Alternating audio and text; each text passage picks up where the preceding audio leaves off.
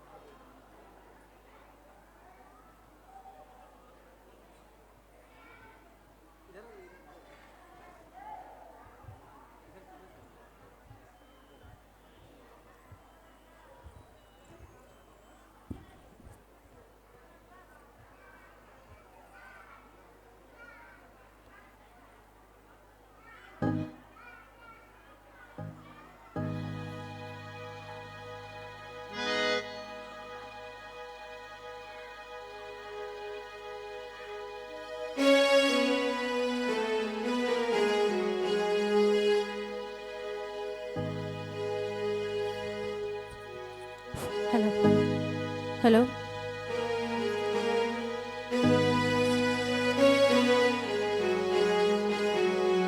हमें शिव गुरु का सहारा न मिलता, भंवर में ही रहते किनारा न मिलता, किनारे पे भी तो लहरा डुबोती, गुरुवर न होते शिव, गुरुवर न होते।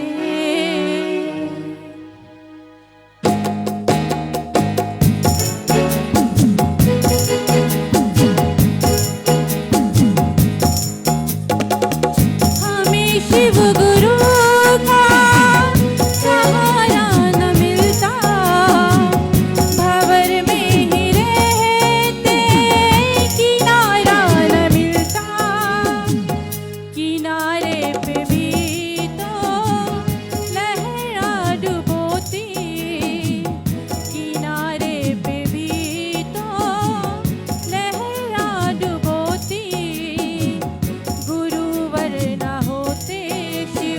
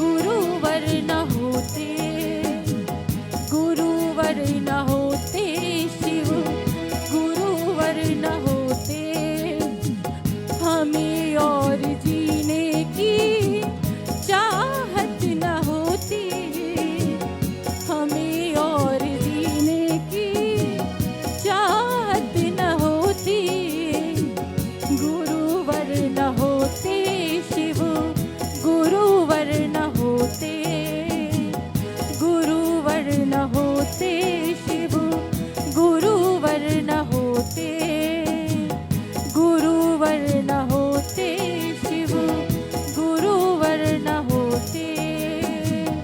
हर हर महादेव, जाग जाग महादेव।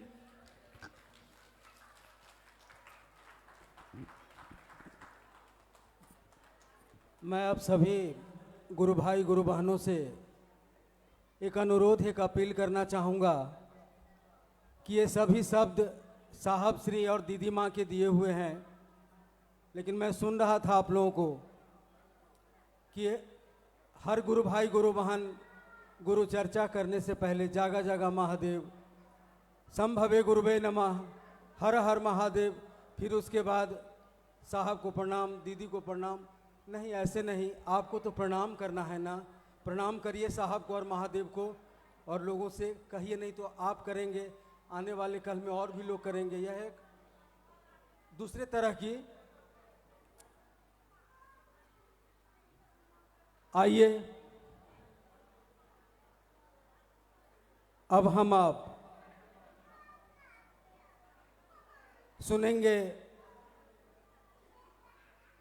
भैया श्री अर्चित आनंद जी को।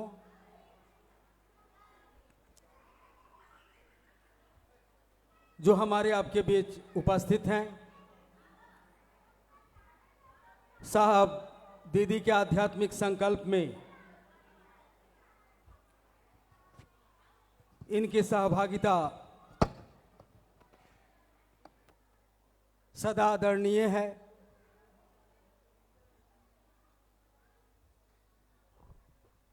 हम आप उनसे सुनेंगे अपनों से अपनी बात।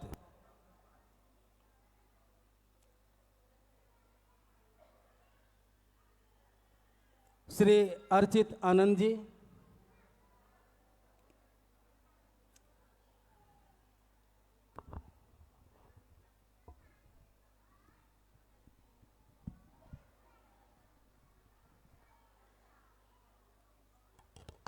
आप सभी बिल्कुल शांतित होकर सुने इन्हें।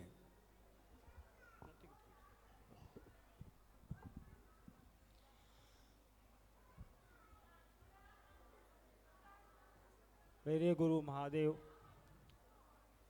साहब दीदी और आप सभी को मेरा प्रणाम है।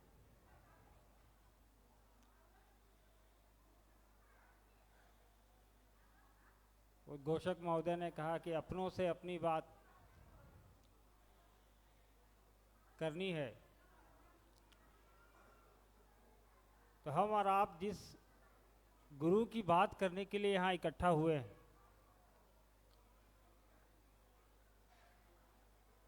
वो जगत गुरु है, महादेव हैं, देवों के देव हैं। उनसे बड़ा कोई ना गुरु है, ना उनसे बड़ा कोई भगवान है। और जब वो जगत गुरु हैं तो उनके तो सब अपने हैं। जब वो सबसे बड़ा भगवान है, सबसे बड़ा देवता है, देवों का देव है, तो भी पूरी सृष्टि उसकी अपनी है। तो जब हम और आप उनकी शिष्यता की बात कर रहे हैं, उनके शिष्य हैं या उनके शिष्य बनने की प्रक्रिया में हैं या लोगों को जोड़ने की प्रक्रिया में है कि हम महादेव के चेला हैं, तुम भी बन जाओ, तो ये कार्य जो हम और आप कर रहे हैं कि खुद शिष्य बनने की प्रक्रिया में है, शिष्य बनने की राह में है, साहब दीदी के दिखाए रास्ते पे चलकर, तो जब तक लोगों को हम और आप अपना नहीं बनाएंगे, अपना नहीं समझेंगे, तब तक हमारा आपका ये काम कभी सफल नहीं होगा। वैसे भी महादेव को घर घर का बाबा कहा गया है। महादेव एक ऐसे देवता है जिनको पूरे भारतवर्ष में उनकी पूजा होती है, हर घर में उनकी पूजा होती है। हर एक घर में कहीं आपको तस्वीर मिल जाएगी, कहीं शिवलिंग मिल जाएगा, गांव मोहल्ले में मंदिर मिलेंगे उनके। एकमात्र यही देवता हैं जो देश के प्रत्येक कोने में आपको मिलेंगे। अन्य भगवान कहीं ज़्यादा पूजे जाते हैं, कहीं कम पूजे जाते हैं, लेकिन महादेव ही एक ऐसे देवता हैं जिनकी सर्वत्र पूजा होती है। अभी बता रहे थे ना सोमेंद्र जी कि साहब ने बाल्यकाल से पूजा पाठ, तंत्र मंत्र, चमत्कार, जादू टोना ये सब सीखने का प्रयास किया, सीखा भी उन्होंने, और जीवन के कई एक साल इन चीज़ों में उन्होंने बिताए। श्मशान जाना, श्मशान से हड्डियां ले आना, उनकी वो मुर्दों की खोपड़ी ले आना, उस पे तंत्र सीखना, मंत्र करना, तो ये उनका स्वभाव रहा है।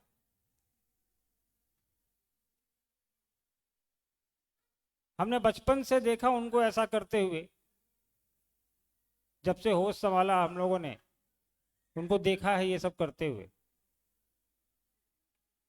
लेकिन इतना सब करने के बाद भी जब साहब ने शिव को गुरु बनाया तो इसके पीछे क्या कारण हो सकता है, ये हमको आपको सोचने की जरूरत है। कि सारा चमत्कार साहब ने किया, हमने देखा है खुद अपनी आंखों से। एक समय जब सारे चमत्कार करके साहब ने देख लिए कि इससे जीवन में वो प्राप्त नहीं होना है जो एक आदमी की आवश्यकता है, जो एक इंसान की आवश्यकता है आध्यात्मिक तौर पे, साहब ने उन चीजों को समय के अनुसार त्याग दिया। कालांतर में साहब को अनुभूतियां हुई, आकाशवाणी हुई, जो 3 सूत्र के रूप में हमारे आपके सामने है।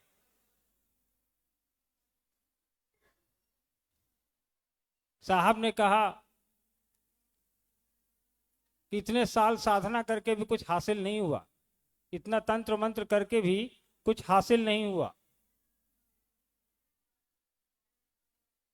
शिव की भक्ति तो हम लोगों से पहले लोगों ने हजारों साल की, किताबों में भी है, इतिहास में दर्ज है, और पाया भी, ऐसा नहीं कि नहीं पाया। भक्ति का फल प्रतिफल पाया लोगों ने।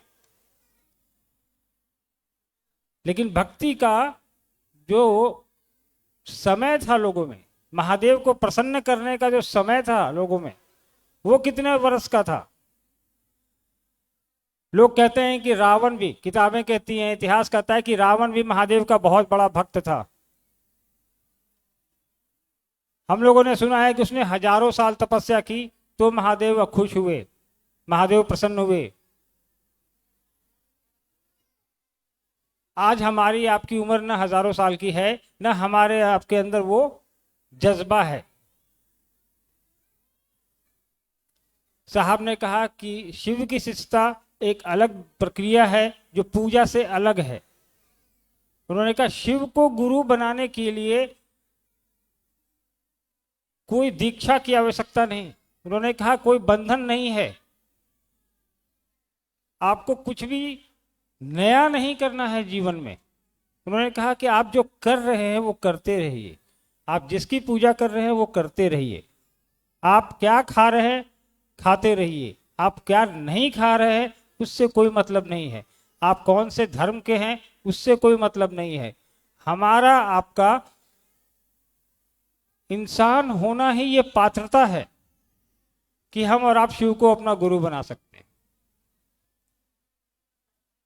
साहब ने कहा कि जब गुरु ही बनाना है तो जो सबसे बड़ा है, सर्व सुलभ है, सबसे आसान है, उसको बनाओ, उसको पकड़ो। साहब ने पहले शिव को गुरु मानने के बाद भी पहले के 8-10 सालों में किसी को नहीं कहा कि शिव मेरे गुरु है, मैं शिव को गुरु मानता हूं। क्योंकि उनको लगता था कि ये भी दौर जो मेरे साथ हो रहा है, चल रहा है, कहीं लगता है कि मैं ठगा ना जाऊं। शिव गुरु के रूप में भी काम कर रहे हैं कि नहीं कर रहे हैं। साहब ने पहले अपने लिए अपने ऊपर टेस्ट किया, जांच की, उसके बाद साहब को आकाशवाणी हुई कि तुम जो करते हो वो कहते नहीं हो। साहब ने कहा मैं झूठ नहीं बोलता। फिर ये कहानी है, आप लोग आगे भी पढ़ेंगे, किताब में साहब ने लिखी है ये। उसके बाद 8-10 सालों के बाद साहब ने जब शिव को गुरु बनाया, उसके 10 सालों के बाद कमरे से बाहर लोगों को कहना शुरू किया कि शिव गुरु हो सकते हैं, आपके भी हो सकते हैं, मैंने बनाया है, मैंने आजमाया है, आप भी आजमा कर देखिए। इसमें लगना क्या है, पैसे लगने नहीं है, कोई प्रसाद चढ़ाना नहीं है, कोई भंडारा करना नहीं है, ना तो नहा के बैठना है, ना कोई नए कपड़े पहनने हैं। साहब ने कहा जहां हैं, जैसे हैं, जिस परिस्थिति में हैं, जिस स्थिति में हैं, आप शिव को अपना गुरु बना सकते हैं। उसके लिए साहब ने 3 काम करने को हमको आपको कहा। उन तीनों काम को करने की में भी 2 काम हम अपने लिए करते हैं, दया की याचना करते हैं, नमः शिवाय से प्रणाम करते हैं। एक ही काम है जो दूसरों को कहना है कि भाई तुम्हारे भी शिव गुरु हो सकते हैं, मैंने आजमाया है, शिव तुम्हारे भी गुरु हो सकते हैं, करके देखो, मान के देखो। मतलब चर्चा करनी है लोगों से, बताना है लोगों को कि शिव गुरु है, आप भी शिव को अपना गुरु बना सकते हैं। तो साहब ने इन चीजों को, संकीर्णताओं से, बंधन से मुक्त कर दिया, इतना हल्का कर दिया कि गुरु के पास जाने के लिए किसी पात्रता की आवश्यकता नहीं है। और शिव तो गुरु पहले से हैं, कई एक नाम हम और आप जानते हैं, किताबों में लिखा है, पढ़े हैं हम लोग उसको, देखें उसको। लेकिन फायदा क्या हुआ? जो 112 लोग शिव के शिष्य पूर्व में हैं, जिनकी शिव पुराण में चर्चा है, उनका नाम लिखा हुआ है, उनमें से कितनों को हम और आप जानते हैं? साहब के बताने से पहले तो मैं एक को भी नहीं जानता था। साहब ने बताया कि 112 लोगों की चर्चा है, उसको पढ़ो, देखो उसको। लेकिन उन लोगों ने हमको, आपको नहीं बताया कि मैंने शिव को गुरु बनाया है, आप भी बना सकते हैं। क्यों नहीं बताया? जबकि शिव तो सर्वसुलभ है, सबके देवता हैं, सबके बाबा हैं, सबके भगवान हैं। आखिर क्या कारण था? वो भगवान जो हर घर में है, हर आदमी उसकी पूजा करता है, हर आदमी को उसकी पूजा का फल भी मिलता है, उसका एक स्वरूप गुरु का भी है। गुरु के रूप में भी वो काम करते हैं। लेकिन ये स्वरूप हमारे आपके बीच आने से क्यों रह गया? हम और आप क्यों वंचित हो गए? ऐसा तो नहीं था कि साहब ने कहा कि तुम शिव को गुरु बनाए हो तो उनकी पूजा करना छोड़ दो। साहब ने कहा कि शिव को गुरु बनाए हो तो तुम दुर्गा पूजा करना छोड़ दो। साहब ने ऐसा कोई बंधन नहीं लगाया। साहब ने कहा जो कर रहे हैं करिए, साथ में ये भी जोड़ लीजिए आप। एक साधारण सी मानसिकता है, समझ है ये, कि आपके स्पोर्ट प्लेयर में जो सबसे अच्छा स्कूल है, जो सबसे अच्छा स्कूल है, जहां का रिजल्ट सबसे बढ़िया है, अगर वहां आपको एडमिशन लेने में का मौका मिले तो आप लेंगे कि नहीं लेंगे? यहाँ के स्कूल जो सबसे अच्छे होंगे उसमें आपके बच्चे का या आपका निःशुल्क एडमिशन होगा तो आप लेंगे कि नहीं लेंगे? कोई भी लेगा। लेकिन आप और हम सुन लेंगे कि वो स्कूल बहुत अच्छा है, सुन लेने से उस स्कूल का ज्ञान हमारे आपके अंदर नहीं आएगा। उस स्कूल में हमको जाना पड़ेगा, पढ़ना पड़ेगा, वहां के शिक्षक से शिक्षा लेनी पड़ेगी। तो साहब ने कहा कि महादेव का तो दरबार खुला है सबके लिए, देवता के रूप में तो है ही, गुरु के रूप में भी है। इसीलिए ने साहब एक नारा दिया, एक स्लोगन दिया, आओ चलें शिव की ओर। ऐसा थोड़ी कि पहले हम और आप शिव की पूजा नहीं करते थे, लेकिन गुरु स्वरूप को पकड़ने के लिए चलना है। वहां शिव के गुरु स्वरूप को पकड़िए। भगवान के रूप में तो पूरी सृष्टि ने पकड़ा है उनको, भगवान के रूप में तो पूरी सृष्टि ने पकड़ा है उनको। उनका ये स्वरूप, क्योंकि गुरु ज्ञान देता है। ज्ञान के अभाव में संसार में अन्य चीजें घातक हो जाएंगी। सीधा सा उदाहरण अभी मैंने आपको बताया ना कि रावण ने तो बहुत संपत्ति अर्जित की, महादेव से लंका ले ली उनकी, लेकिन उसका अंत क्या हुआ? इतना बड़ा साधु रावण का अंत सबको पता है क्यों हुआ? क्योंकि उसके पास सारी चीजें थी, लेकिन वो ज्ञान नहीं था कि उन चीजों का वो इस्तेमाल कैसे करे। आप हमको हवाई जहाज दे दीजिए कि अन्नू भैया ये हवाई जहाज मैंने आपको दिया, तो मेरे लिए तो जहाज वो तब तक बेकार रहेगा जब तक कि मुझको उस जहाज को उड़ाना नहीं आएगा। उड़ाने के लिए कौन सिखाएगा हमको? जो पायलट होगा वो मुझे ट्रेनिंग देगा। तो ट्रेनिंग लेने के लिए हमको वहां जाना पड़ेगा। इस तरह ज्ञान के अभाव में संसार में चीजें घातक हो जाती हैं। सांसारिक ज्ञान तो हमको आपको माता पिता देता है बचपन में, शिक्षक देता है बचपन में, समाज देता है, दोस्त देते हैं, आस पड़ोस देता है, लेकिन अध्यात्म का ज्ञान तो दोस्त और हम और आप नहीं दे पाएंगे दूसरे को। उसके लिए गुरु की आवश्यकता है। साहब ने कहा कि उस गुरु को पकड़ो जो सर्वसुलभ है, सबसे बड़ा है, जगत गुरु है, परमात्मा है, जगत पिता है, गुरु का भी काम करता है, एक साथ दोनों काम हो जाएगा। साहब ने एक पुस्तिका लिखी है शिष्यानुभूति। आप लोगों में से किसी ने पढ़ा है उसको? शिष्यानुभूति कितने लोगों ने पढ़ा है? हाथ उठाइए जरा। शिष्यानुभूति एक पुस्तक है, पढ़ा है किसी ने? किसी ने नहीं पढ़ा? नहीं, कुछ लोगों ने पढ़ा होगा मुझे लगता है, लेकिन उनको समझ नहीं आ रहा होगा।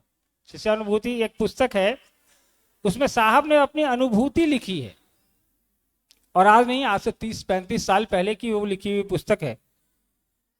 आप लोग कभी उसको पढ़िए, छोटा सा नोटबुक है। उस पूरे पुस्तक को पढ़ने के बाद आप जब अंत में जाएंगे तो उस पुस्तक का मूल्य जो है लिखा है आपका शिव शिष्य होना। उस पुस्तक की कोई कीमत नहीं, वो निःशुल्क है। अगर हम लोग लेके आए होंगे तो हम बोलेंगे, कुछ लोग आप लोग को निकलते समय कुछ लोगों को देंगे यहाँ, वो आप लोग पढ़ने का प्रयास करिएगा, उसको पढ़ के समझने का प्रयास करिए। एक शिष्य ने अपनी अनुभूति लिखी है, साहब ने अपनी अनुभूति लिखी है और कहा है कि इसको पढ़ो तुम लोग। तो हम लोग को उसको पढ़ के समझने का प्रयास करना है। साहब ने पुस्तक भी लिखी है, आओ चले शिव की ओर, वो आप लोग पढ़िए। साहब के बारे में बहुत चीजें अभी आप तक नहीं पहुंची हैं, आप दूर भी बहुत बैठे हैं, लेकिन पिछली बार जब हम लोग आए थे, साहब के साथ आए थे, तो उसमें से कितने लोग ऐसे हैं जो पिछली बार साहब से मुलाकात हुई थी उनकी? साहब से मुलाकात आप लोगों की हुई थी, इधर नहीं हुई थी, इधर लगता है नए लोग हैं। चलिए अच्छी बात है। साहब अब शरीर में नहीं है, दीदी भी शरीर में नहीं है। अब तो मन से मुलाकात होनी है, बंद आंखों से मुलाकात होनी है। हर आदमी के लिए उपलब्ध है, हर इंसान के लिए। साहब की वाणी है हमारे आपके बीच, साहब का आशीर्वाद है, दीदी का आशीर्वाद है हमारे आपके बीच। यूट्यूब पर, सोशल मीडिया में, कहीं भी आप साहब का नाम डालेंगे, आपको साहब की बहुत सारे साहब के वीडियोस मिल जाएंगे, उनकी तस्वीरें मिल जाएंगी, उनका लिखा हुआ आर्टिकल मिल जाएगा। उसको पढ़ने का प्रयास करिए। साहब ने क्या कहा है अपने गुरु के लिए, लो, और हमारे आपके लिए उन्होंने क्या कहा है, उसको समझने का प्रयास करिए। कोई क्या कहता है उस पर नहीं जाना है। अन्नू भैया ने आया क्या कहा सुनना है, ठीक है, लेकिन जो साहब ने कहा है वो हमारे आपके बीच उपलब्ध है, उसको पूरा सुनने के समझने का प्रयास करें हम लोग।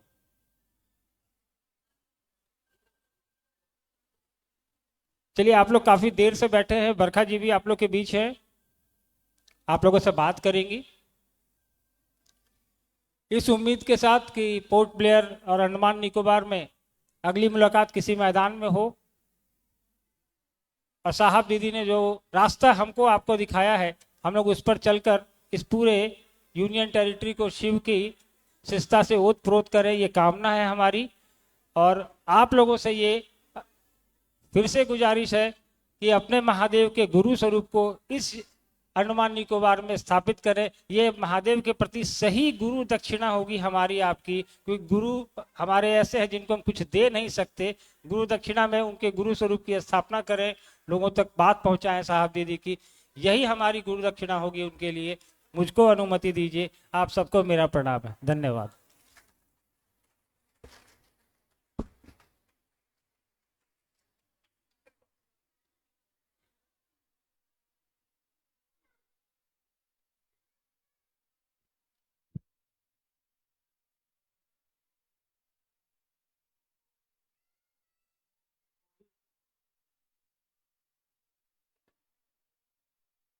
हम लोगों से बातचीत अभी अर्चित भैया ने किया और कहा हम लोगों से कि अब खुले मैदान में साहब दीदी के संकल्प के साथ मिलेंगे। आइए अब हम आप सीधे चलते हैं दीदी बरखा आनंद जी के पास, जिनका जीवन साहब दीदी के आध्यात्मिक संकल्प को समर्पित है। लगातार शिव गुरु कार्य में भारत और भारत से बाहर इनका भ्रमण जारी है। उद्देश्य और लालसा यही है कि साहब और दीदी के द्वारा यह जो आध्यात्मिक संकल्प लिया गया है वह सचमुच लोगों के हृदय में उतरे। ये संकल्प लेके चल रही हैं दीदी बरखा आनंद जी, जो हमारे आपके बीच उपस्थित हैं। हम उनसे आग्रह करते हैं कि आप हमारे बीच हैं, आप मंचासीन हो और आप अपने संभाषण से हम सभी गुरु भाई गुरु बहन में एक उल्लास, एक उत्साह भर दें, ताकि अंडमान निकोबार के सभी द्वीपों पर शिव गुरु नाम का झंडा हर हृदय में फहरा जाए। तो आइए इस अनुरोध के साथ हम आप अब सुनते हैं दीदी बरखा आनंद जी को।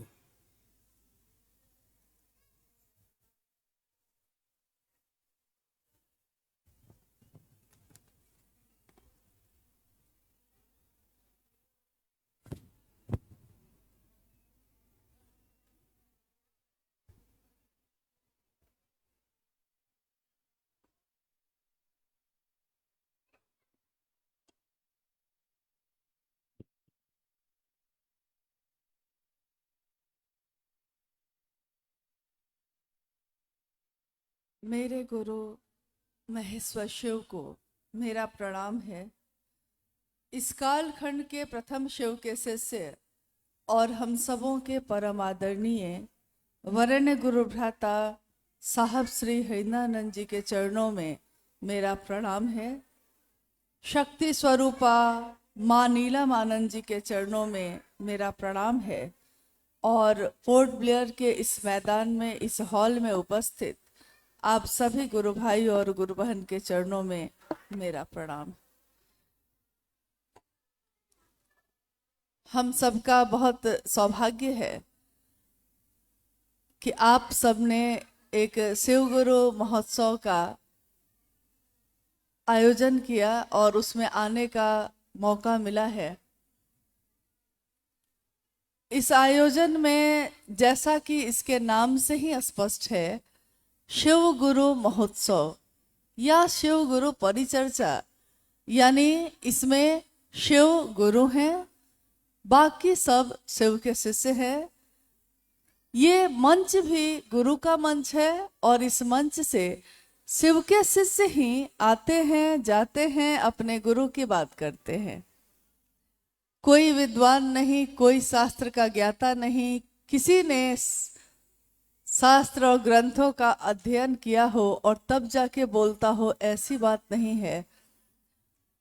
बाकी सभी चीजों से शिव की शिष्यता इसी मायने में अलग है कि शिव की शिष्यता दिल से दिल तक पहुंचने की विधा है। आइए पहले हम इस पे बात करें कि ये है क्या, क्योंकि आप में से बहुत गुरु भाई गुरु बहन कुछ वर्षों से जुड़े हुए हैं। कोई 5 साल से, कोई 20 साल से, कोई 25 साल से भी शिव शिष्य है, और किसी ने हो सकता है 1-2 साल पहले ही शिव को गुरु माना हो। अपने जीवन में हम सब बहुत सारे काम करते हैं, लेकिन अगर उस काम को बिना समझे या उसका परिणाम जाने बिना करते हैं तो काम तो होता है लेकिन परिणाम वैसा नहीं होता जैसा हमने सोचा होता है। शिव गुरु हैं और शिव की शिष्यता की बात विश्व के इतिहास में हजारों साल के जो ग्रंथ या शास्त्र उपलब्ध है उसमें शिव के अनेक स्वरूप हैं। महागुरु महादेव के पहले से ही स्थापित बहुत सारे रूप हैं। महादेव, शिव, शंभु, शंकर, महाकाल, महामृत्युंजय, नीलकंठ हैं, उमा के पति हैं, चिता का भस्म रमाए हैं और निहंगी हैं, तीनों लोकों के अधिपति हैं और गृहस्थों के भी साकार आदर्श हैं। शिव के इतने रूप हैं जिसकी गिनती संभव नहीं।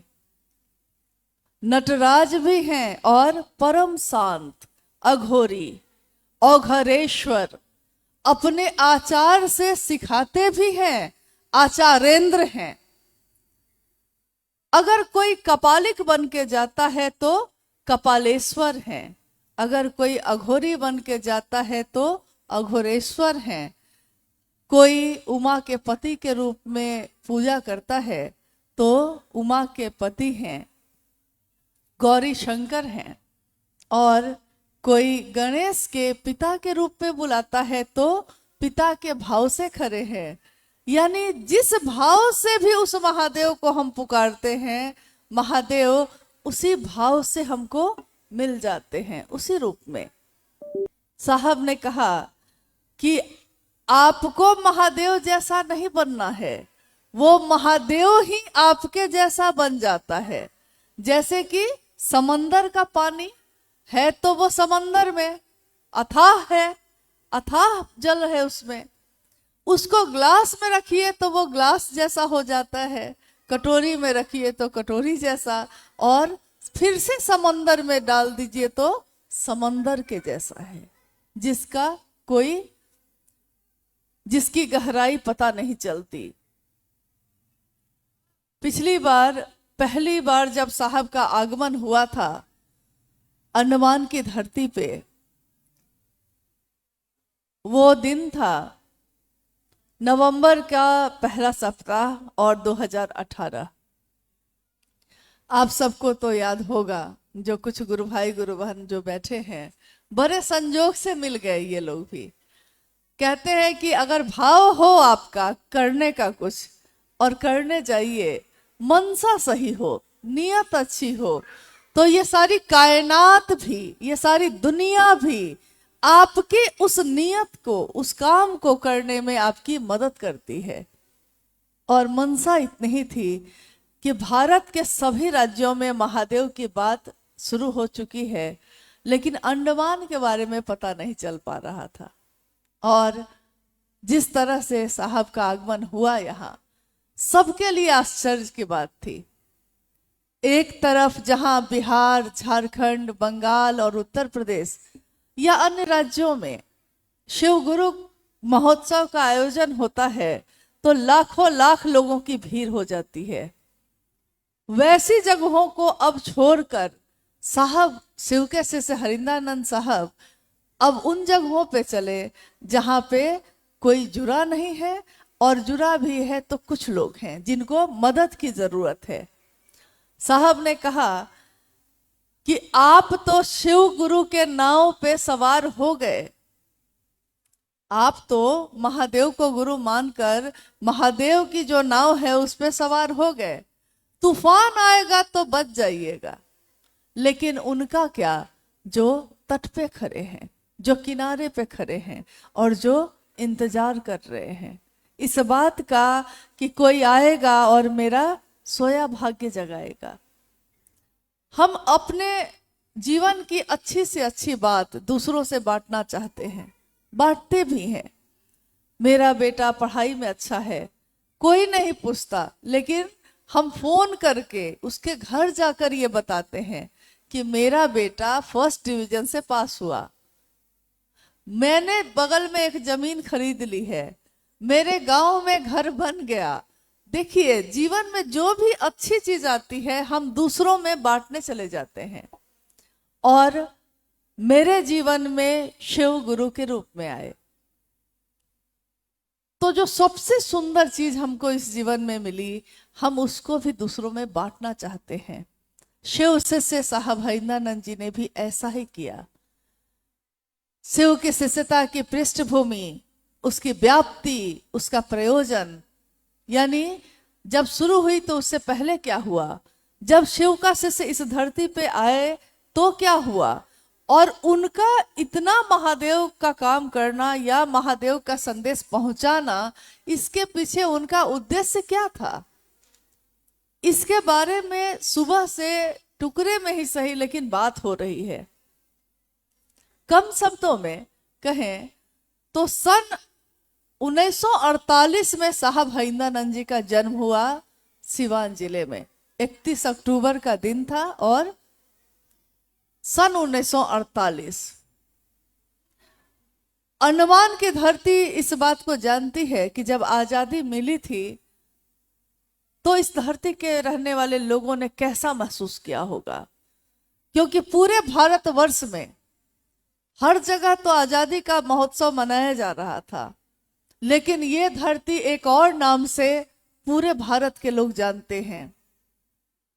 आप ज्यादा जानते हैं।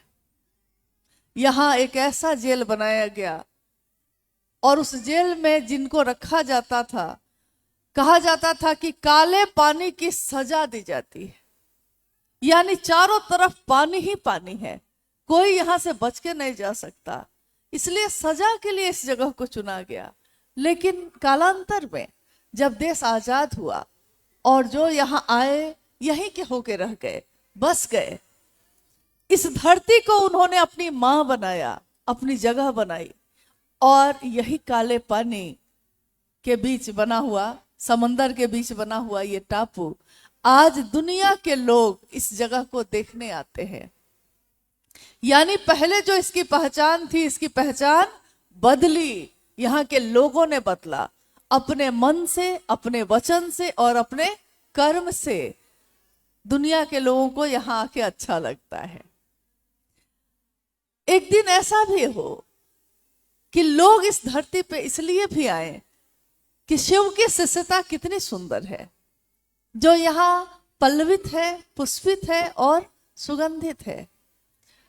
उस समय जब साहब के साथ हम लोग आए, 2 नवंबर सन 1918, 2018 जिस समय हम लोग आए यहाँ, 2018 के उस शाम में 3 नवंबर को यहाँ की चर्चा थी बम्बू फ्लैट में। भाई अभिभूषण हैं जो यहाँ मौजूद हैं, और उस समय यहाँ की जो गुरुबहन हैं रामकुमारी जी और इनका परिवार, बड़ा संजोग था कि सबको ही मिल गया, हम लोग जानते नहीं थे, मिल गया। कल कार्यक्रम था और हम लोग को पता नहीं था कि कितने लोग आएंगे, क्योंकि पता ही नहीं है कि कितने लोग थे। साहब ने कहा, समंदर के किनारे एक जगह पे हम लोग रुके हुए थे, रात हो गई तो साहब के साथ हम लोग उस किनारे पे आके बैठे। साहब ने कहा, देखो उस जहाज को जो समंदर में दिख रहा है, एक जहाज की बत्तियां दिख रही थी। उन्होंने कहा कि ये जीवन भी एक समंदर है, और इस समंदर में जैसे ये जहाज बहता है ना, वैसे ही एक जीवात्मा इस शरीर में आती है और वो इस जगत में अब चली। इस जहाज के सुरक्षा के लिए हर जगह लाल बत्तियां लगी होती हैं, जो बताती हैं, इस जहाज पे रहने वाले, चलने वाले को बताती हैं कि लाल बत्ती जहां जहां लगी है वहां से सावधान रहिएगा, मतलब उधर नहीं जाना है, नहीं तो जहाज फंसेगा।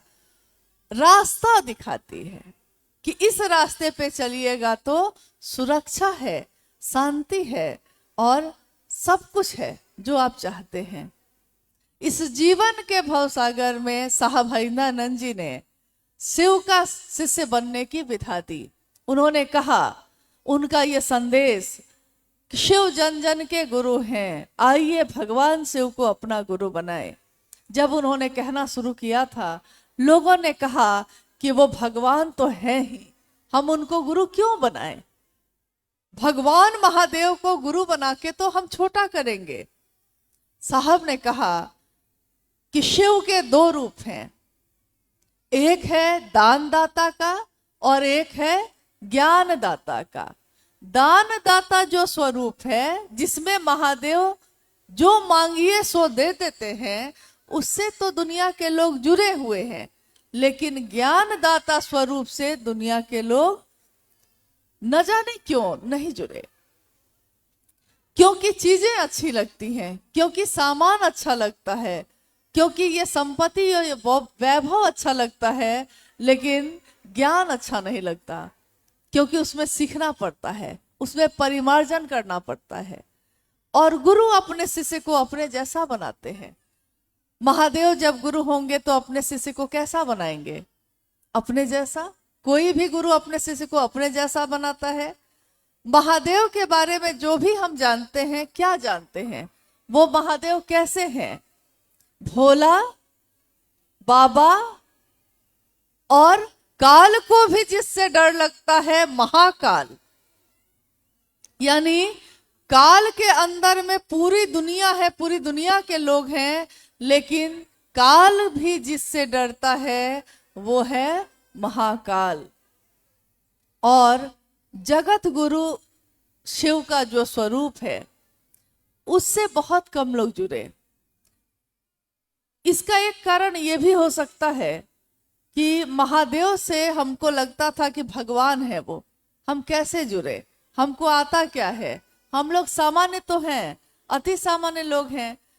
न संस्कृत आती है, न वेद पढ़ने आता है, न पुराण आता है, न कथा जानते हैं, कुछ जानते ही नहीं है, तो माने कैसे और करें कैसे? इसको बहुत ही सरल ढंग से उन्होंने बताया। उन्होंने कहा कि वो भगवान भक्त बनकर जाना बहुत कठिन है, उन तक पहुंचने के लिए भक्त बनना पड़ता है, और भक्ति का रास्ता कठिन है, श्रम साध्य है, बहुत साधना है उसमें, तो न जाने कितने जन्म लगेंगे। लेकिन गुरु के रूप में महादेव, शिष्य कैसा भी हो, अगर वो गुरु हैं तो उस शिष्य के अविकसित मानसिक स्तर तक पहुंचकर ज्ञान देने की जिम्मेदारी लेते हैं। जिस तरह कोई भी मास्टर करता है, जिस तरह कोई भी शिक्षक करता है। बच्चा जब उसके पास पढ़ने आता है तो मास्टर बीए पास है, लेकिन बच्चा जब पढ़ने आता है तो मास्टर कैसे पढ़ाता है? वो कहता है, बउआ बोलो अ, बोलो क, लाइन जो है ऐसे खींचो, एक लाइन ऐसे खींचो। वो बीए पास है, लेकिन बच्चे का दिमाग जो समझ सकता है, वो मास्टर बच्चे के उस स्तर तक पहुंचकर और तब ज्ञान देना शुरू करता है। और एक दिन धीरे धीरे वो बच्चा जो कुछ भी नहीं जानता था, एक दिन ऐसा होता है कि वो बीए पास करता है, डॉक्टर बनता है, इंजीनियर बनता है। यानी समय और ज्ञान धीरे धीरे उसका परिमार्जन करता है, और एक दिन वो अपने गुरु से भी बड़ा बन जाता है। हमारे आपके जीवन में महादेव गुरु बनकर आए, और साहब का ये संदेश भी आया कि 3 सूत्रों के माध्यम से हम अपने मन को उस महादेव के नजदीक कर सकते हैं। अब मन को उस महादेव के नजदीक कैसे करें? इसके लिए है ये तीनों विधा। पहला सूत्र, मन ही मन अपने गुरु शिव से ये कहना कि हे शिव, आप मेरे गुरु हैं, मैं आपका शिष्य हूं, मुझ शिष्य पर दया कर दीजिए। शांति मन के अंदर की चीज है, बाहर से अभी बहुत हलचल है।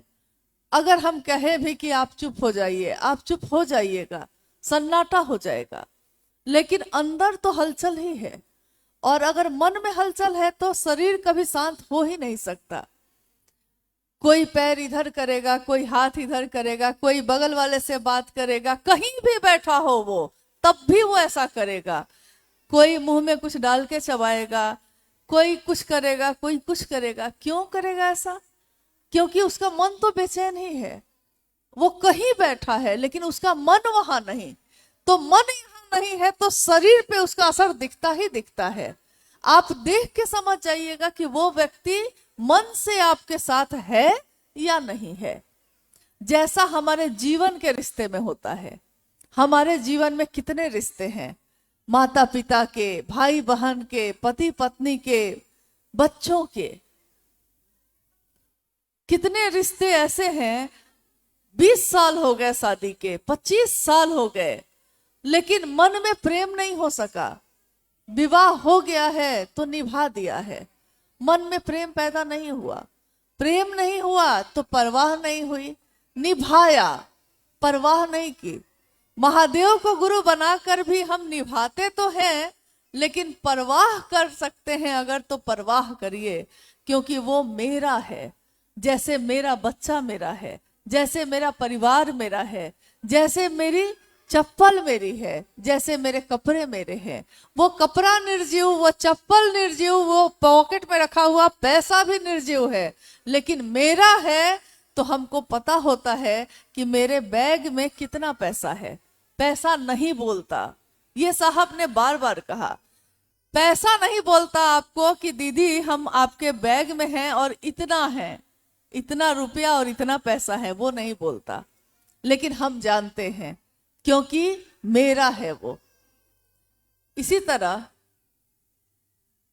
महादेव मेरा है तो हम उस महादेव की परवाह भी करेंगे। दूसरे सूत्र में हम शिव की चर्चा करते हैं। हम किसी की बात क्यों करते हैं? क्यों हम भी इतनी दूर से आए? क्यों आप भी अपने अपने जगह से आए हैं? कहीं ना कहीं हमारे मन में महादेव का आकर्षण तो काम करता है। ठीक है, कितनी हलचल में हैं हम लोग, जीवन में भी, घर में भी, यहाँ भी। गोद में छोटे बच्चे हैं, बच्चा रो रहा है, माँ उसको गोद में लेकर घूम भी रही है। पति के लिए रोटी भी बनाती है उसी हाथ से, बच्चा रो रहा है उसको भी खिलाती है, घर के सारे काम भी करती है। पति शिव से है भी तो वो दुकान पे गए हैं, बाजार में सामान बेच भी रहे हैं, खरीद भी रहे हैं, लेकिन मन में अपनों की स्मृति तो चल ही रही है। जो अपना है वो हमेशा याद ही रहता है, उसको हम भूलते नहीं हैं। और जिस तरह हम अपनों की याद के लिए कोई साधना नहीं करते, मंत्रों का जप नहीं करते, उसी तरह महादेव मेरा हो जाए इसके लिए भी हमको कुछ भी करने की जरूरत नहीं है। महादेव याद रह जाए, शिव याद रह जाए, इसके लिए तीनों सूत्र बस करने की जरूरत है। और इन तीनों सूत्रों को करने के लिए कहीं जाने की जरूरत नहीं है। जहां भी हैं आप, जैसे भी हैं, कर सकते हैं। महागुरु महादेव है वो। कोई शरीरधारी गुरु होगा तब भी हम उसको प्रणाम करेंगे, और वो तो महादेव ही है। महादेव ने खुद को महादेव नहीं कहा, महादेव ने नहीं कहा कि मुझको प्रणाम कहना, महादेव ने नहीं कहा कि मेरा प्रचार करना। महादेव को इसकी जरूरत नहीं। लेकिन महादेव की दुनिया में हम आप रहते हैं। ये समंदर महादेव का, ये धरती महादेव की, ये आकाश महादेव का, ये सूरज चांद महादेव के, ये सांसें मेरी आपकी जो है महादेव की दी हुई है। ये जीवन, ये शरीर, ये दिल, ये दिमाग, ये सब कुछ उनका दिया हुआ। आप ही का दिल है ना, कितनी बार धड़केगा आपको मालूम है? आप ही का तो दिमाग है, मेरा ही तो है। अभी 1 मिनट के बाद आपके दिमाग में किसके लिए क्या बात आएगी आपको भी पता नहीं।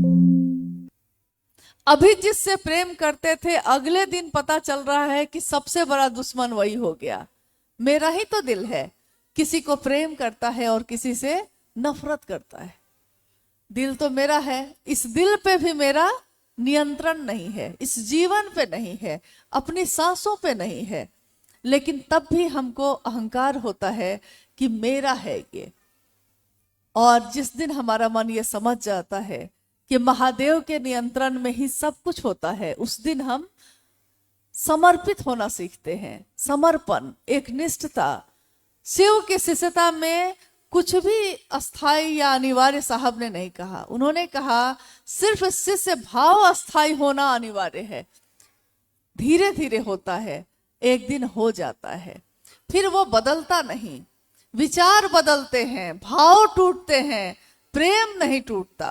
किसी से हो जाए, लड़की से हो जाए तो सारी दुनिया के लोग एक तरफ हो जाते हैं, और जिससे प्रेम हो गया है उसी से शादी करेंगे, किसी से नहीं करेंगे। नहीं शादी होगी तो कुंवारे रह जाएंगे, लेकिन दूसरे से नहीं करेंगे। यानी प्रेम बदलता नहीं है। पैदा दो सत्ता में होता है, लेकिन दोनों को एक कर देता है। तो महादेव की शिष्यता भी हमको और आपको महादेव से एक करती है। ये तीनों सूत्र आप सुन रहे हैं लगातार कि हमारे जीवन में महादेव के लिए भाव पैदा करते हैं। एक दिन ऐसा होता है कि भाव पैदा हो जाता है। जब भी हम किसी से समाज में या दुनिया में गुरु और शिष्य की बात करते हैं तो वो कहता है कि गुरु दीक्षा देते हैं और शिष्य को गुरु दक्षिणा देना पड़ता है। कोई भी शरीरधारी गुरु, सदगुरु श्रेणी के कोई भी व्यक्ति अगर होंगे तो वो यही कहेंगे कि गुरु दीक्षा देते हैं। शिव गुरु होंगे तो दीक्षा कैसे देंगे? शायद आपके मन में भी ये विचार, ये भाव पैदा हुआ हो किसी दिन। शिव दीक्षा कैसे देते हैं? क्योंकि शिव तो शरीर में नहीं है। कोई गुरु शरीर में होगा तो कान में मंत्र देगा, कोई साधना बताएगा, उपासना बताएगा, मंत्र का जप बताएगा। महादेव तो शरीर में नहीं, वो क्या बताएंगे? वो तो दिखते ही नहीं। शिव की शिष्यता में दीक्षा का जो प्रारंभ है, शास्त्रों में तो लिखा है दीप जलता है और पाप का क्षय होता है। दीप ज्ञानम क्षयते पापम, मतलब दीप ज्ञान का जब जलता है तो पाप का क्षय होता है। साहब हरिनानंद जी ने दीक्षा शब्द की जो व्याख्या दी, उन्होंने कहा दीक्षा यानी कि ये विचार मेरे मन में आना कि शिव मेरे गुरु हैं। इनिशिएशन, प्रारंभ होना, शुरुआत होना, मेरे मन में इस विचार का प्रवेश करना कि शिव मेरे गुरु हैं, मैं उनका शिष्य हूं। सिर्फ विचार, इस विचार में हो सकता है कि विश्वास नहीं हो सकता है श्रद्धा नहीं हो, समर्पण भी नहीं हो। आसान नहीं है ये होना। इस विचार का प्रवेश करना ही शिव की शिष्यता में दीक्षा है। यानी महादेव है सूक्ष्म और हमारा मन कैसा है, इस मन के भाव कैसे है। हम कहते हैं ना ये पति है, ये पत्नी है, ये पति का भाव है, ये पत्नी का भाव है, दोनों तरफ भाव है। रिश्ते तो भाव से ही बनते हैं, विचार से रिश्ते नहीं बनते। धरती पे नहीं बनते तो आकाश में क्या बनेंगे? धरती पे भी रिश्ता बिना भाव के नहीं बन सकता। विचार में रिश्ते नहीं बनते। प्रारंभ हो सकता है, एक विचार है, बड़ा अच्छा आदमी है, काश मेरा भाई होता। भाई होता तो रक्षाबंधन में इसको राखी बांधेंगे, और जब रक्षाबंधन आता है तो हम कहते हैं आप बिल्कुल मेरे भाई जैसे लगते हैं, मैं आपको भाई बनाना चाहती हूँ। बहन का भाव पैदा हुआ है, किसी से प्रेम का भाव पैदा होता है। यानी शारीरिक उपस्थिति में भी भाव के बिना रिश्ते नहीं बनते। महादेव से बिना भाव के रिश्ते बनेंगे कैसे? महादेव तो भाव सत्ता है, और दीक्षा महादेव देने आएंगे नहीं, शरीर में दिखते नहीं हैं, तो कैसे होगा ये? साहब ने कहा कि ये विचार आना ही शिव की शिष्यता की शुरुआत करता है। और जब शिव की शिष्यता आपके मन में, आपके मस्तिष्क में, आपके दिमाग में प्रवेश करती है, क्योंकि विचार दिमाग में होते हैं। आपने कभी नहीं सुना होगा कि विचार दिल में होता है। विचार दिल में होता है। दिल में क्या होता है बताइए, क्या होता है? हाँ, क्योंकि जब हम दिल की बात करते हैं तो कहते हैं कुछ कुछ होता है क्या होता है पता नहीं चलता। हाँ, तो विचार कभी भी दिल में नहीं पैदा होता, दिल में भाव पैदा होता है, दिल में प्रेम पैदा होता है। लेकिन विचार, सोच, बात दिमाग में पैदा होती है। और शिव की शिष्यता दिमाग में ने सुना है जरूर, लेकिन जैसे ही ये दिल में प्रवेश करती है ये बन जाता है भाव।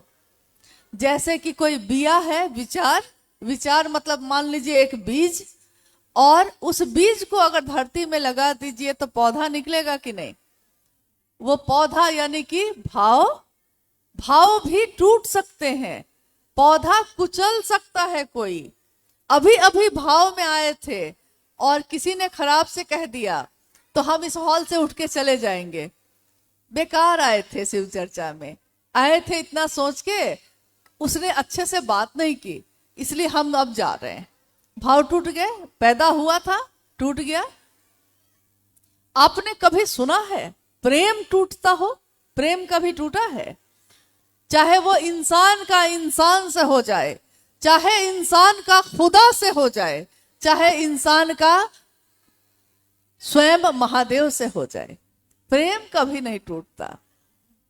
वो पूरी दुनिया एक हो जाए, प्रेम नहीं टूट सकता। वो खुद को मिटा देगा लेकिन टूटेगा नहीं, बदलेगा नहीं। इसीलिए कहा है कि प्रेम गली अति सांकरी, जामे दो ना समाये, दो नहीं समा सकते उसमें। जब भी प्रेम की बात होती है धरती पे, हम लैला मजनू की बात करते हैं, हम सिरी फरहाद की बात करते हैं, हम मोहब्बत का उदाहरण देते हैं, प्रेम का, और कभी कभी किसी भक्त का, कभी कभी किसी शिष्य का भी उदाहरण देते हैं, कभी मीरा का भी देते हैं कि मीरा कृष्ण के प्रेम में कैसी लगन लगी उसको। एक मीरा कृष्ण के प्रेम में पड़ी जब, तो क्या हुआ था? मीरा रानी थी, महल में रहती थी, ऐसी लागी लगन, मीरा हो गई मगन। वो तो गली गली हरि गुण गाने लगी, महलों में पली बन के जोगन चली। राधा रानी क्या कहने लगी? मीरा रानी दीवानी कहने लगी। अभी आपने थोड़ी देर पहले सुना साहब और दीदी नीलम आनंद जी के बारे में। आप उनके बारे में कितना जानते हैं ये मुझको नहीं पता, शायद थोड़ा बहुत जानते होंगे, क्योंकि जिसके बारे में आपको किसी ने बताया नहीं, आप उसके बारे में कैसे जानेंगे। साहब हरिंदानंद जी का जन्म एक ऐसे परिवार में हुआ जो शिक्षा जगत में बहुत ऊंचे पद पे उनके पिता थे। उस समय बिहार, झारखंड, उड़ीसा, छत्तीसगढ़ एक ही था, बिहार, और उसके एजुकेशन डायरेक्टर का बेटा जो आज हमारे वर्ण गुरु भ्राता साहब हरिंदानंद जी हैं, जिनसे उनका विवाह हुआ। मां नीलम आनंद राज परिवार मनातूगढ़ की बेटी, झारखंड है आज वो, पलामू जिला है, उसमें एक मनातूगढ़ जो किला जैसा घर था, अब तो खंडहर हो गया वो। उसकी बेटी नाजों से पली और पूरे घर में सारे जो भी सुविधाएं होती हैं स्वाभाविक है उपलब्ध थे। जब साहब हरिंदानंद जी के साथ उनका विवाह हुआ सन 1972 में, 1974 में साहब ने शिव को अपना गुरु माना, लेकिन 12 वर्ष की आयु के जब वो थे, जैसे हमारे आपके बीच कुछ बच्चे बैठे हैं, कोई 12 साल का है, कोई 15 साल का है, कुछ बच्चे बैठे हैं। 12-15 साल के बच्चों के जीवन में क्या होता है?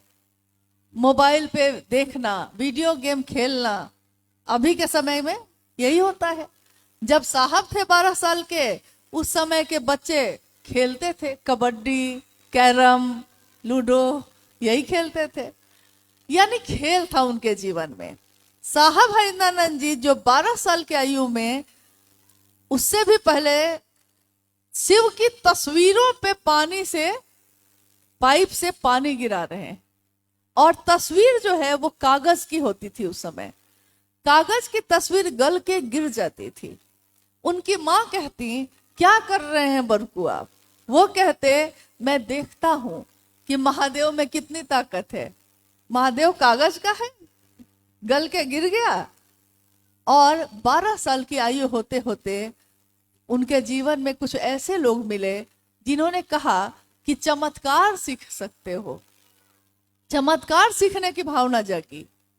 उस समय उन्होंने कुछ गुरु लोगों की जो तलाश की, उसमें कोई शमशानी भी मिला, कोई कपालिक भी मिला, किसी ने शमशान साधना सिखाई, किसी ने मंत्रों का जप करना सिखाया, किसी ने कुल कुंडलनी साधना सिखाई। ये सब करते हुए भी साहब हरिंदरानंद जी के जीवन की प्यास नहीं बुझी।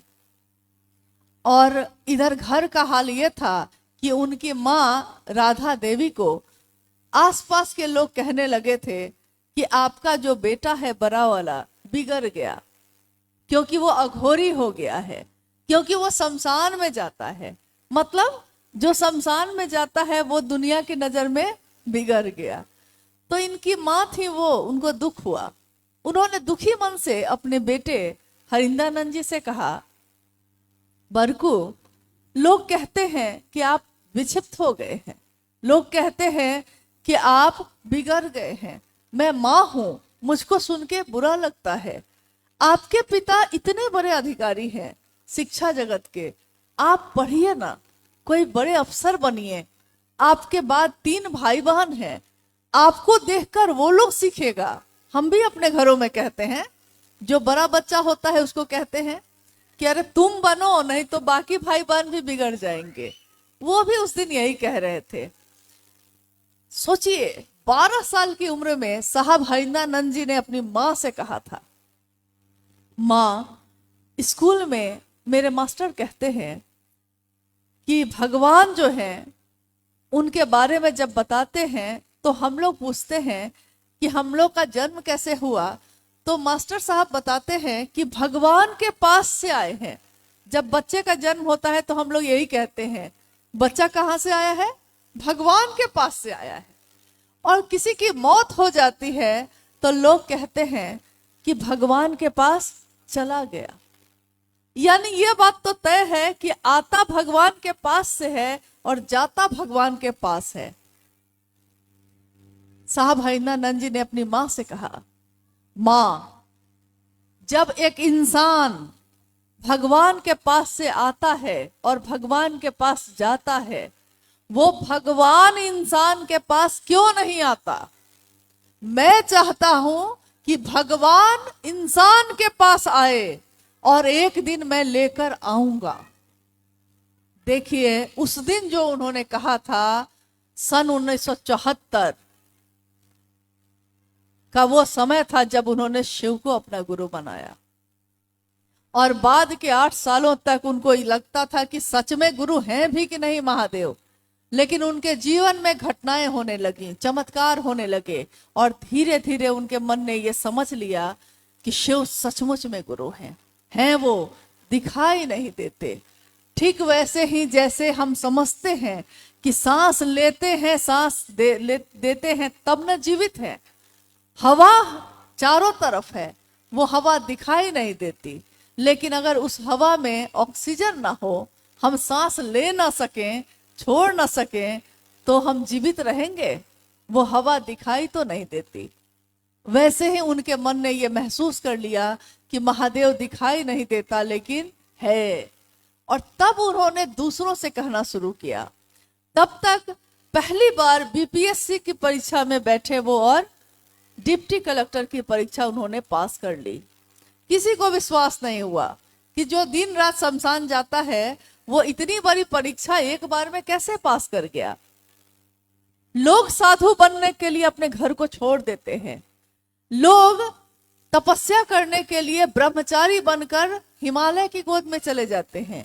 ये कैसे साधु, ये कैसे संत जिन्होंने कुछ भी छोड़ा नहीं, जगत में जीते भी रहे, पढ़ाई में पास करते भी रहे।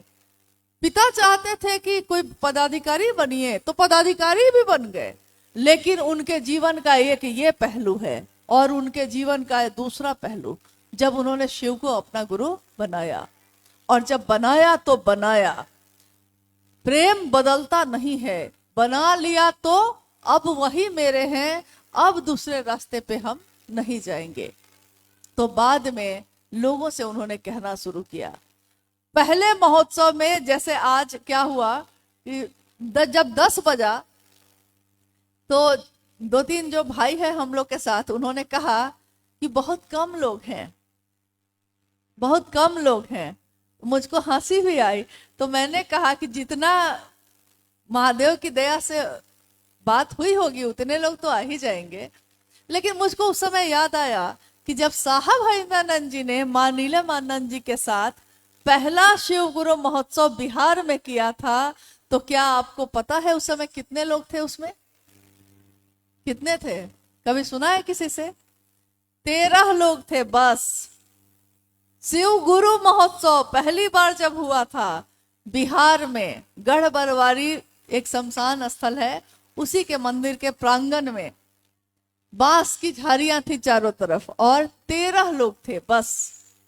अब आपको विश्वास होगा कि उस दिन 13 लोग थे और साहब हरिंद्रानंद जी ने यह कहा था सबके बीच कि आज जो 13 लोग हैं कल को ये 13 करोड़ होंगे। ये कौन सा विश्वास था उनका, ये कौन सा बल था उनका? उनके गुरु शिव का। मुझ में ताकत नहीं, आप में ताकत नहीं, लेकिन महादेव तो असीम है, अनंत है, उनमें तो ताकत की बात ही नहीं है। सारी ताकत, सारी ऊर्जा तो उन्हीं से आती है। तो उस बल से कहा, और आज दोबारा इस धरती पे शिव गुरु महोत्सव हो रहा है। आने वाले समय में हम हो ना हो, शिव की शिष्यता तो रहेगी। शिव की शिष्यता की जो खुशबू आपने बिखेरी है वो भी रहेगी, और लोग शिव शिष्य बनकर दूसरों को शिव की तरफ चलने के लिए प्रेरित करते रहेंगे। एक छोटी सी कहानी है, क्योंकि अब समय भी हो रहा है और अब हम लोग भी विदा होंगे, आप भी विदा होंगे। एक छोटी सी घटना जिससे हम लोग सीखते हैं बहुत कुछ। एक आश्रम में बहुत सारे शिष्य थे, एक गुरु थे। गुरु वृद्ध हो गए। उन्होंने सोचा कि इतना बड़ा आश्रम बन गया है मेरा, इतने शिष्य रहते हैं, कल को मेरे इस शरीर का अंत होगा, फिर इसको कौन संभालेगा? तो उन्होंने अपने शिष्यों की परीक्षा ली। परीक्षा लेते हैं गुरु, परीक्षा जब ली तो धीरे धीरे धीरे धीरे करके सारे शिष्य छंटते चले गए। अंत में 2 शिष्य बचे। गुरु ने सोचा कि अब दोनों शिष्य जो है बराबर है, इसमें से कौन सबसे अच्छा है पता नहीं चल पा रहा है। दोनों के अंक बराबर आए, तो उन्होंने सोचा कि एक और परीक्षा तब ली जाए। तो उन्होंने कहा, एक गेहूं के दानों की पोटली थी, 2 पोटली बनाई, दोनों शिष्यों को बुलाया और कहा कि एक तुम्हारे लिए है और एक तुम्हारे लिए है, और ये कहा कि मैं कुछ दिनों के लिए जा रहा हूं, लौटूंगा तो जो मैंने तुमको दिया है ना, ये मुझको वापस चाहिए।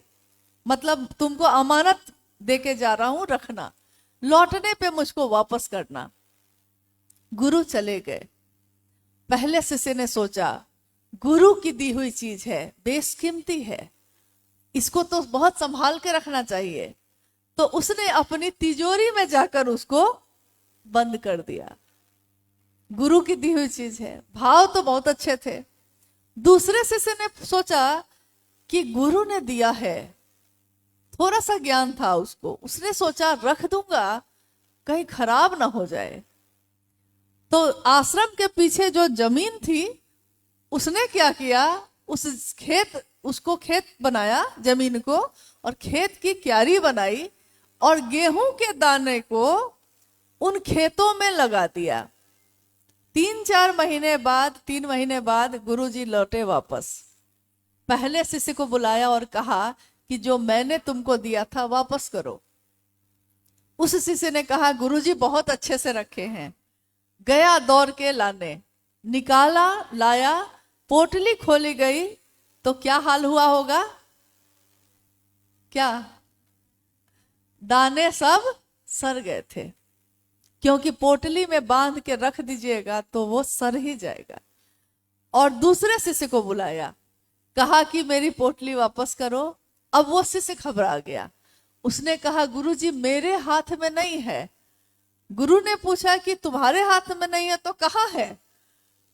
तो उनको हाथ पकड़ के पीछे लेकर चला गया और पीछे दिखाकर बोलता है, ये जो खेतों में बालियां है ना गुरुजी, आपके वो थोड़े से जो गेहूं के दाने थे उसी का परिणाम है ये।